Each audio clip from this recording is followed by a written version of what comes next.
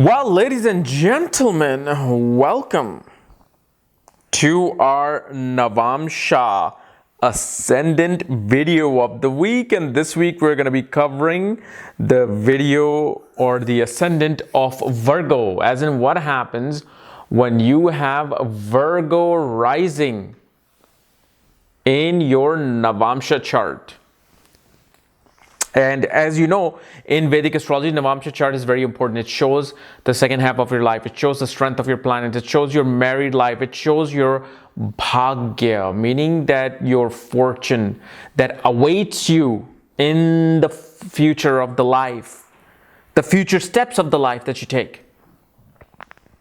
So if you do not know what your Navamsa rising sign is, what planets are placed, where the planets are placed, in your Navamsa, so you can compare them to your birth chart and see how strong they are. For that, check out the links here. Check out my full astrological report, including my books, Astrology, Conjunction, Aspects, and Mahadashas at the Speed of Light, including all my consultations at this link, including the new Navamsa to birth chart reading as well. So, Virgo Navamsa. So, having a Virgo ascendant in Navamsa, first of all, shows that the way Virgo ascendant comes into the Navamsa is through having fire, earth, and water ascendants in the birth chart, especially the second padha of a certain nakshatra. So depending upon your ascendant degree, it'll land your ascendant as Virgo in the Navamsa. So you are either going to have a fire ascendant like Aries, Leo, Sagittarius, or earth ascendant like Taurus, Virgo, and Capricorn, or water like Cancer, Scorpio, and Pisces. So what happens is when fire ascendant transform into this earth ascendant of Virgo, shows that a person who is really dynamic, somebody who's a leader, somebody who is here to take on the challenges of the world, here to create things, here to manifest things, because fire is about manifestation. As older the person gets, as they get into their domestic life, married life, or even if they're single, they mature up. They actually become the subservient. They become the person in service. They are the person who go from being this dynamic leader, egotistical, ball of fire, to somebody who's a workaholic, somebody who's here to serve and work, and especially deal with the obstacles of the world. And that's the dynamic that changes from fire to earth. These people become very practical. For them, ego no longer serves the purpose to fulfill their appetite. Now it's about practical work. Now it's about dealing with the details that were missed early in life because you were so drunk in your leadership and your ego and your ability to solve this, create things. Then, if you have an earth ascendant, where you can actually have Vargottama Lagna, meaning that your ascendant is Virgo and then your Navamsa will also be Virgo. Otherwise, Taurus and Capricorn or Virgo as well. If you have earth ascendant transforms into Virgo, well, that's a very balanced energy. This is a person who diligently likes to work, likes to attain security. See, especially for Virgo, Taurus is more of, for Taurus ascendant, security is about materialistic things. The security really comes in from finding the most comfort. For Capricorn and Virgo, it's about status and actual work and dealing with obstacles, dealing with day-to-day accounting, dealing with, keeping the books clear. This is why Virgo is the original sixth house of debts. So when that transforms into earth, simply a person stays very practical throughout life. Somebody who does not get affected by emotions. Somebody who looks at things like a scientist. See, a scientist cannot be emotional. Scientist cannot be egotistical. Scientist has to be practical. So this particular type of a ascendant, when it goes from earth to earth, these are the people who won't really believe your alien stories. They're not going to believe your, goddess dancing in the water or fire stories. They won't, even if you showed them, they'll be like, okay, what am I supposed to do with this now? How is this going to help me pay my bills tomorrow? So for these people, miracle is not in miracles. Miracle is in sustenance of life. That's where these people really come from. So if you showed them somebody walking on water, they'll be like, okay, wow, that is great. How is that happening? Why are they able to walk in the water? What is beneath it? So the question comes in. These people want to be practical. They really want, you cannot woo them. You can't woo them. Like you can't drive a fancy car in front of them and be like, hey, you want to ride with me?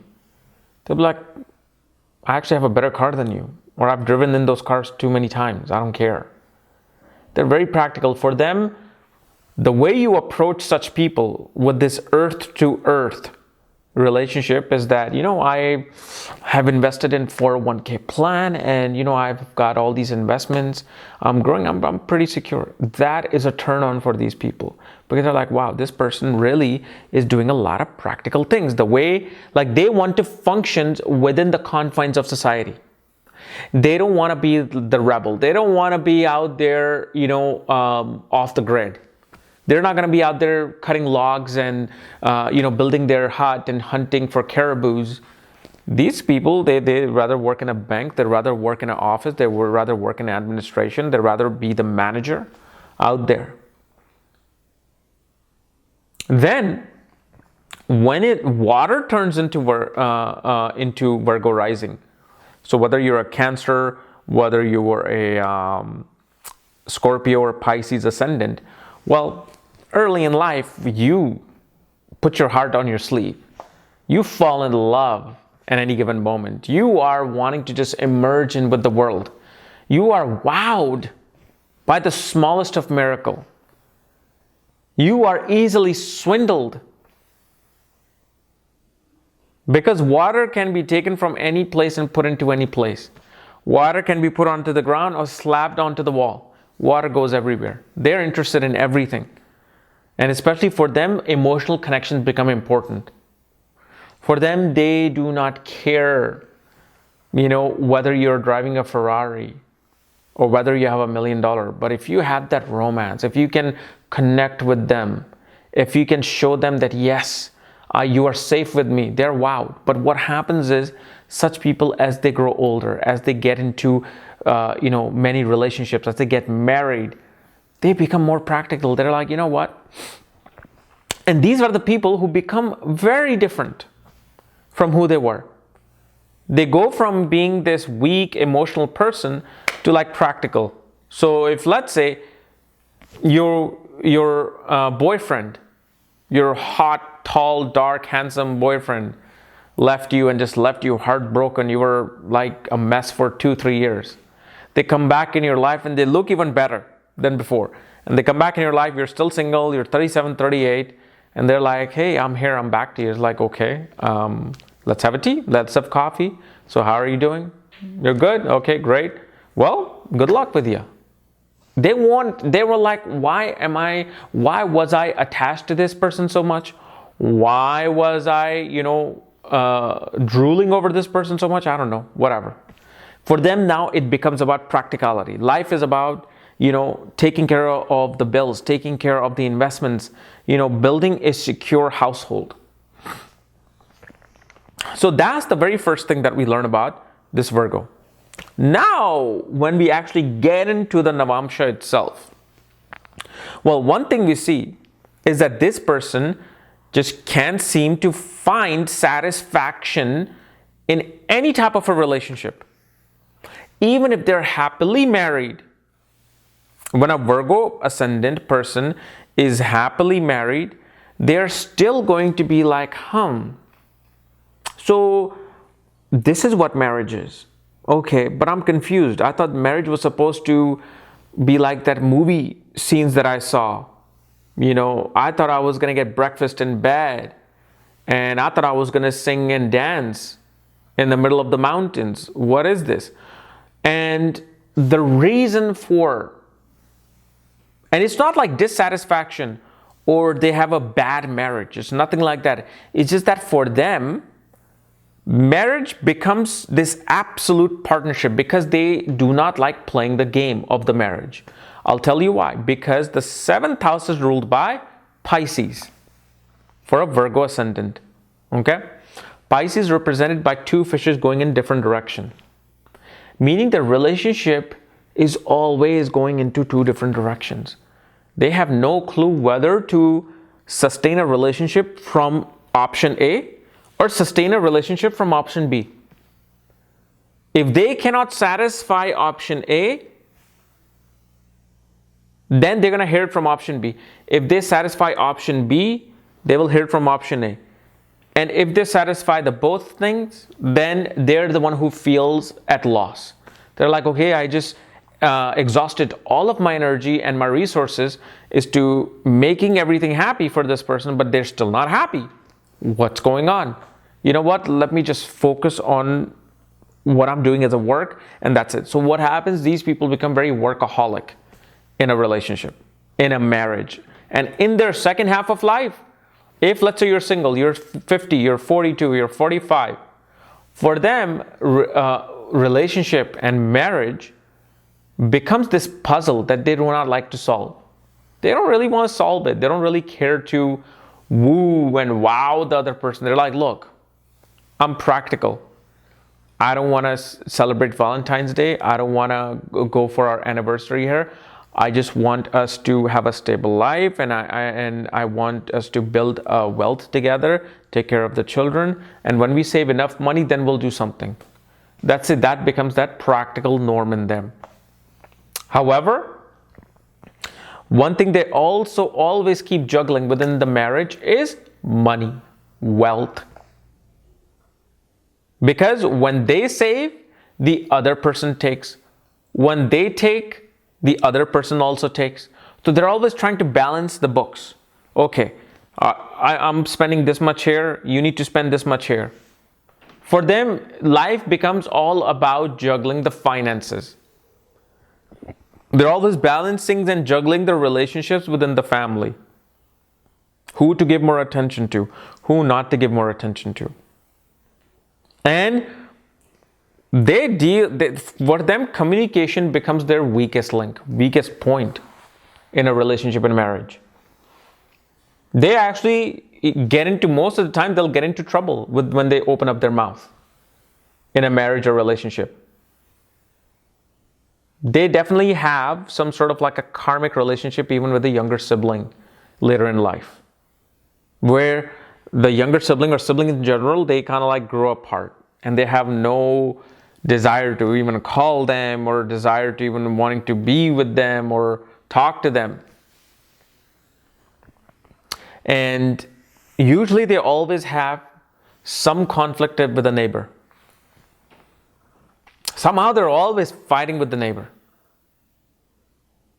because they want certain things to be done their way around their border of their home, while the neighbor wants something else to be done. But they always tend to love reading. They love to gain knowledge. They love to gain wisdom within their home. Such people always tend to build libraries in their home. They like to have presence of teachers and counselors, gurus, mentors in the home. Like usually a Virgo person will also put photographs of like gurus and teachers on the wall. They love showing who their mentors are, what's their source of knowledge. They like showing that a lot. And such people also love to decorate their home in a very neat and clean manner, and their home reminds you of like either a temple or a library or a professor's home. Like it's all about just gaining knowledge and wisdom. So for them, whenever they deal with the family in a whole, their children, their spouse, their mother, their pets, everything together, that's where they feel like, okay, now I have a complete whole. But when they just, go to the opposite direction, that's where they're like, well, I don't know what to do here. I'm just confused because I can understand the other person. Their spouse is always eccentric, always going in two different directions, always changing their mind onto things. And it drives the Virgo ascendant crazy. And they get great stability through children. Their status rises through children.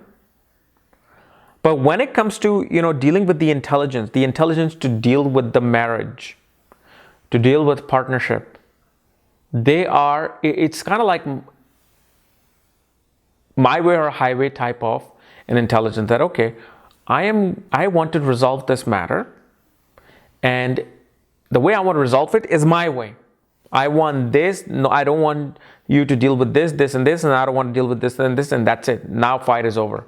So they're the one who are the judge and the jury. They're the judge dread type of intelligence that there's no negotiations. This is what the contract, this is what I am putting on the table to work out within our marriage.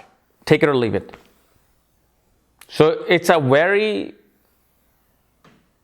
very opportunistic intelligence. Like even when when two parties need to resolve something, they'll always be, well, how is it that I will gain from this? And usually such people tend to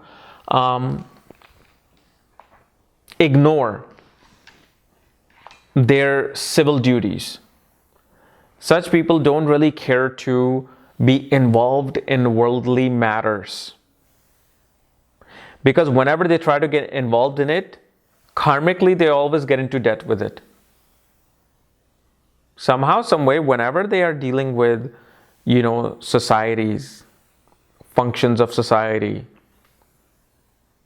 committees, group settings, they always tend to feel burden, headache, and obstacles come in there whenever they deal with it. So they leave it alone. That's something they just don't want to deal with. And when it comes to joint assets, it's very much a one-sided event. Usually, either is the other person contributing the maximum to the joint assets, or is the individual, the Virgo individual themselves, that is contributing to the joint assets. But they also gain status, and somehow they find confidence through their in-laws. A lot of confidence and a lot of support comes in through the in-laws. And a lot of support comes in through the spouse's family. It'll always start with the support. It'll always start with giving the confidence. Of course, depending upon how the planets are placed, it may give a completely wrong result. And such people tend to have a very materialistic approach to philosophy, religion. They always feel like, okay, if I was to follow this belief system, what am I gaining out of it? What are the values that will help me gain in life from this wisdom? And usually such people's father can be either very good in banking, finance, arts, hospitality. And great value can come through father. Very close relationship with the father. Usually a lot of gains comes in through the father, depending upon obviously, how Sun is placed, how Venus is placed in their life. But the type of mentors, counselors, teachers, advisors they get in their life, they always gain through them. This is why a Virgo ascendant is may look very frugal, but they're very good at sustaining money and making money. And when it comes to their reputation of the marriage, reputation, the image of the marriage, and how their careers get impacted through the marriage, it is always actually a very jolly image that they portray within their married life.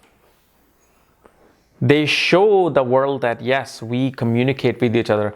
Like I told you, their communication is completely top. But the world will think that they're very communicative. They're always interactive. They're always adventurous. They're always, doing things together and very similar to each other. And especially in the second half of life, one will tend to have split careers, like always doing 2 or more things. And now it's actually becoming a norm with pretty much all ascendants. Like people have to have 2 jobs, have to have 2 sources of income to survive. But especially for a Virgo, they always tend to have 2 ways of making money, 2 or more ways of making money. And when it comes to, making friends, acquaintances, professional network circles, that's where they really look for an emotional connection. Because dealing with societies, dealing with daily work routines and office life becomes very karmic for them. So they look for that emotional connection through their, friends, even elder sibling. Will they get it or not? That's another story. But they look for that. And their gains are always coming in waves. They're always coming in waves. Sometimes, boom, lot comes in, then little comes in, then lot comes in, then little comes in. Or it's a constant equal wave. But such people find great authority in foreign places, multinational companies. They somehow are always attracted to deal and learn with foreign governments. They always like to take an authoritative position in a spiritual organization. And they can actually create very long-lasting institution in their life as well. Although Libra is much more strong about that, but such people are very good at that. But one of the biggest qualities of these people is that they love working behind the scenes.